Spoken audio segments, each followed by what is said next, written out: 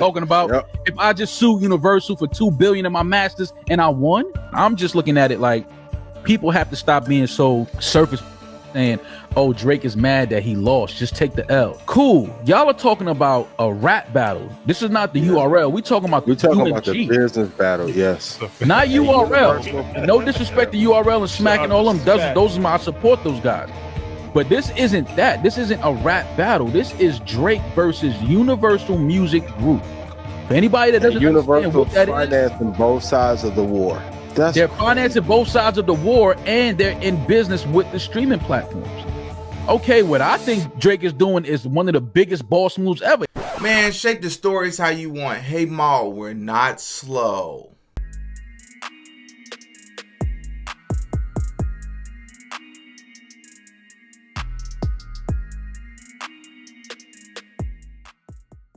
Oh yeah, DDGotAPodcast. So one of the biggest criticisms I've gotten on this channel over the years, as I've exposed the music industry and I expose artists, is that I don't spend nearly enough time exposing record labels. And I agree. So for the first time ever on this channel, I'm going to choose, I think, a perfect time to expose record labels and the roles that they play in the debauchery, destructive practices that we push in hip hop, the drug use, the fornication, all the things. But another thing that they push is fake rap beefs. And I think unequivocally, undoubtedly, I'm going to prove without a shadow of a doubt in this video that rap beefs are fake and they're staged, including the Drake and Kendrick Lamar rap beef. And I think Drake's lawsuit 100% proves that. And I would encourage anybody after you watch this video to hop in the comment section and challenge me on anything I'm about to say in this video, all right? So before we even go over to the lawsuit and we break down piece by piece the allegations and the things that Drake is accusing the record label of doing in favor of Kendrick, I want to respond to Maul. This guy Maul. Everybody should know who Maul is, and if you don't, well, I shouldn't say everybody. He's not that popular, but Maul used to be on the Joe Budden podcast, and now he got his own thing going, Rory and Maul and whatever. But he recently went over to what's the guy's name? Earn Your Leisure podcast, and he has some interesting things to say regarding the Drake lawsuit towards, or the petition that Drake has towards UMG. Let's take a listen. Drake, I think Drake is going to ask for something that no artist has ever asked for or received, and it's going to be very interesting to see if he receives that. As far as money, as far as compensation for damages, on the lawsuit side, absolutely. We talking upwards of $2 billion. $2 billion.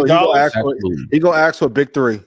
Okay, absolutely. I'm gonna ask for a big three. Well, if he gets look at that point, public perception. It's been real. It's been real. I'm just saying at that point, I don't give a what Black Twitter is talking about. I don't give what Black Twitter is talking about. I don't care what the barbershops is talking about. Yep. If I just sued Universal for $2 billion in my masters and I won, I'm just looking at it like people have to stop being so surface saying, oh, Drake is mad that he lost. Just take the L. Cool. Y'all are talking about a rap battle. This is not the URL. We're talking about the business battle. Yes. Not URL. No disrespect to URL and smacking all them. Those are my, I support those guys. But this isn't that. This isn't a rap battle. This is Drake versus Universal Music Group. For anybody that doesn't understand what that is, financing both sides of the war. They're financing both sides of the war, and they're in business with the streaming platforms. Yes. So people got to pay attention. Let's speak to that. Whoever you feel like won the rap battle, bro, salute. You know what I'm saying? I'm not here to argue that. That's subjective. Cool. If you feel like Kendrick won, salute. Kendrick is dope. Nobody's ever denying. You can't find me nowhere saying Kendrick is not a dope MC. Yeah. You can't find it. I'm not stupid. He's one of the illest. I'm talking about now. This is away from that. Yeah. This is not a battle. This is a war that's about to happen. That's a fact. And I think that's what I want people to start talking about online. Okay, cool. If you feel like Drake is calling the cops and he's snitching and he's mad that he lost, all right, great. That's how you feel, great. What else though? This is what I'm saying. So we got to start looking at that part of it. Like we like talking about this boss and ownership and doing this. And okay, what I think Drake is doing is one of the biggest boss moves ever. He's directly petitioning for the biggest boss in the music business to come to the table and explain to me what exactly did y'all do on the business side of this.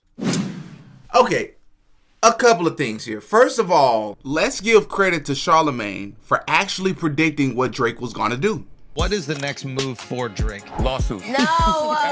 Is gonna sue. Drake mama side of the family is like, oh no, Aubrey. No. This man is out here calling you a I'll call your cousin, who's the lawyer. All right. There's probably people at Universal. There's people that got real vested interest in Drake. That is a multi-billion-dollar entity. Y'all are bugging if y'all don't think somebody may sue on Drake's behalf. Drake has not handled any of this well. When you take a L, you give your concession speech, and you move the fuck on. Drake has not done that. Drake has done nothing but look more and more bothered. And I'm gonna tell you, February ain't gonna be no better, Drake. Kendrick gonna win a Grammy for Euphoria and Not Like Us. Then Kendrick gonna turn right around and perform in the Super Bowl. I said it before, but Drake is in a very interesting, he's in some muddy waters, bro. And if he's not careful, they're really about to do this dude the way they did Diddy. Thinking that you can just sue these folks, there's always somebody richer, more powerful, and got more clout and pull than you do. And they don't need me to say that. But first and foremost, you're not getting $2 billion. I don't care who you are. I don't care if you're a billionaire already, if you're Drake. You're not getting $2 billion from a record label, bro. Second of all, I love how Mal is manipulating the narrative, because if Drake had won this beef, if things had went the way in which Drake wanted them to go, then none of this would be happening. He would not have any petitions. He would not be taking any legal action against the record label. Stop lying like you would, bro. You're creating the narrative, and I think this video right here is perfect proof that you quite literally, and I don't even blame Mal, because if somebody's gonna pay me $100,000 to do what I'm probably gonna do anyways, I'm gonna take the $100,000. Now this dude is going on podcasts and trying to shape the narrative or shift the narrative to paint Drake as this mastermind, and he's thinking well beyond the petty rap. Bro, this dude feelings is hurt. Let's keep it a bean, bro. Like, this dude feelings is hurt. He got demolished, and he was anticipating that the record, in my opinion, and this is just my opinion, this is DD's opinion, I think he was anticipating that the record labels are going to look out for him, give him a heads up on certain songs or certain messages, and he thought he had more clout and more pull than he actually had. So for Mal to come out and trying to reshape this narrative because he's on their payroll, allegedly, it's not working, bro. You're not fooling nobody. So let's go ahead and get that out the way, because that video right there really got me heated. Let's now go over to Drake's lawsuit, because a lot of people heard about the petition, but y'all haven't really, a lot of people didn't go into the details, but I'm going to prove without a shadow of a doubt that the record labels are behind everything that happened, including betraying Drake, because they actually betrayed him. Drake not lying about that, but I'm going to tell y'all how he did it. Before we go over to that, if you're new to the show, please know we're thirsty to grow and to drink some of this beverage that I'm not going to tell you what it is. Hit the like. If you want to help the channel out, hit the like button, subscribe to the channel, but don't worry, I'm going to give you a sec to do that to help me out. Thank you. I appreciate it. All right. So the first and foremost thing that I really want to start off with, when you delve into the petition or the lawsuit or whatever you want to call it, when you delve into the fine print of what Drake is alleging, the first thing is Spotify, right? Let's start with Spotify. So Drake is alleging that UMG conspired with Spotify to promote Kendrick Lamar's record so that it can be played and it would be seeing a lot more average than it would have had they not promoted it.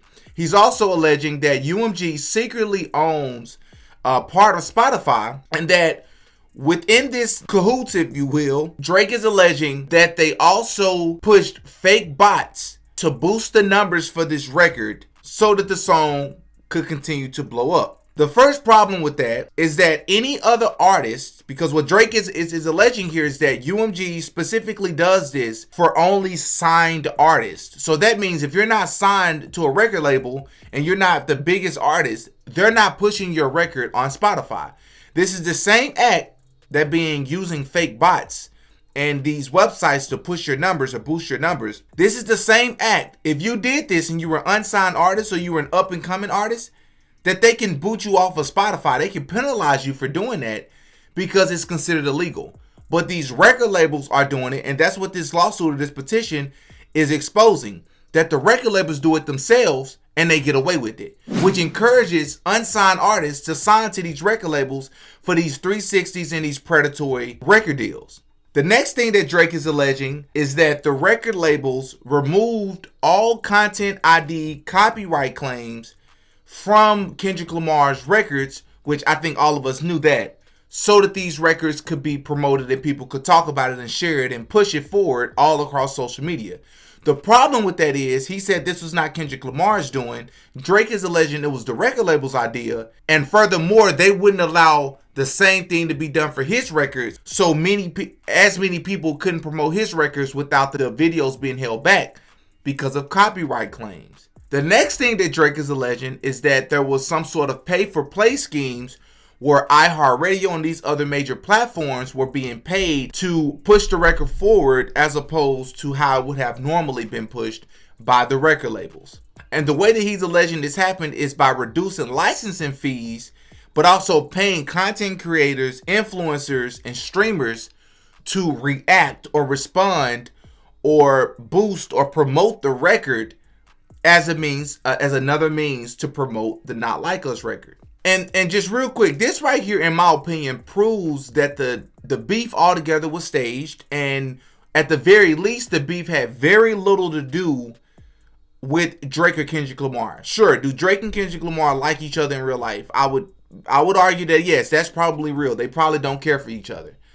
Probably more so on the Kendrick side than the Drake side. But now it's probably equal on both sides, right? At this point. But furthermore, this had a lot more to do with the record label turning on Drake. And a lot of y'all gonna say he's the biggest artist in the world, the biggest artist in hip hop. Why would the record label, why would Lucian Grange and these other Jewish and these white execs turn on Drake, who's their biggest cash cow? I'll tell you why. Because that recorded or that alleged $400 million deal that he signed, whenever it was that he signed, he's coming up on the end of that deal. And what a lot of people don't realize about this deal is that now that he's fulfilled it and he's paid back that advance and all of that stuff has been recuperated by the record labels, it's been alleged now that Drake is gearing up to either go independent or he's gearing up to ask for a bigger number, which is a number that the record label don't want to give him. So what do the record labels do that could lower Drake's value? What if we reignite this sleeping monster in Kendrick Lamar and we help him push this record, push the next record, and then push the last record, which is Not Like Us, to astronomical levels? And we're going to get the media to turn on him. We're going to get the audience to turn on him, the fans to turn on him.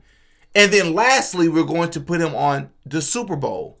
Why is this important? Because if all of this happens, it greatly decreases Drake's value, or at least the public perception of Drake's value and the momentum that he's had over the past, 10 to 13, 14 years in hip hop, right? This was a mastermind, extremely strategic plan by the record labels, and it's working.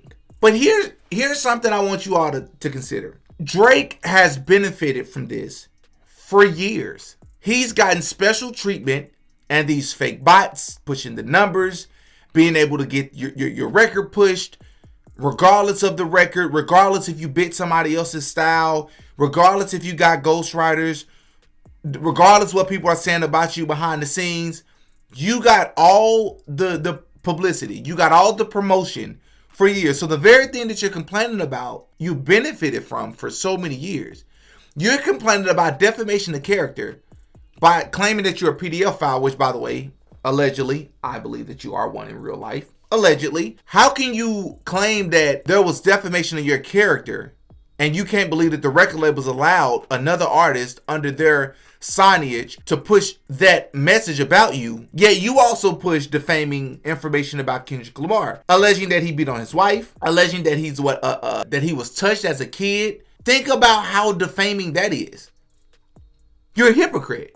I'm just saying, bro, this is very interesting territory for this guy, because regardless of who he pays off in the media to try to shift the narrative or try to keep him in a positive light, let's be clear. Drake is a phenomenal artist. I love his music. He has way more records and hits than Kendrick Lamar. He has way more records and hits that I like and I enjoy and I listen to on a regular day basis compared to Kendrick Lamar. Absolutely, but you got to call a spade, bro. What you're doing here is dangerous waters. And with this extentacion, I talked about this in my last video, he needs to be careful, because with that lawyer bringing his name back up and trying to reintroduce him to that case, he better not really have any real involvement in that case, because this is the perfect opportunity to dangle that over Drake's head. Like, look, chill out, bro. Chill out, bro. You know who really pulling the strings in this music industry. And if you need me to remind you, if you need us to remind you, this is how we're going to do it. Right? And that's what I really think is going on, bro. These record labels are doing what they've always done. They've controlled the narrative. They've pushed debauchery. They've pushed sins. They've pushed a criminal lifestyle. They pushed gang culture, drug use, drug distribution on the urban community. They pushed it on us for decades. And now we're seeing other evil strategies and methods that they take to rejuvenate the hip-hop community, which, by the way, the numbers have been dropping over the years. And this is another way that they've rejuvenated and created all this hype around hip-hop. Y'all hop in the comment section. Give me your thoughts. I'd love to know what you think, man. I'm Demetrius. I go by DD. That's all for this one. Until next time. Peace. Oh, yeah. Diddy got a podcast.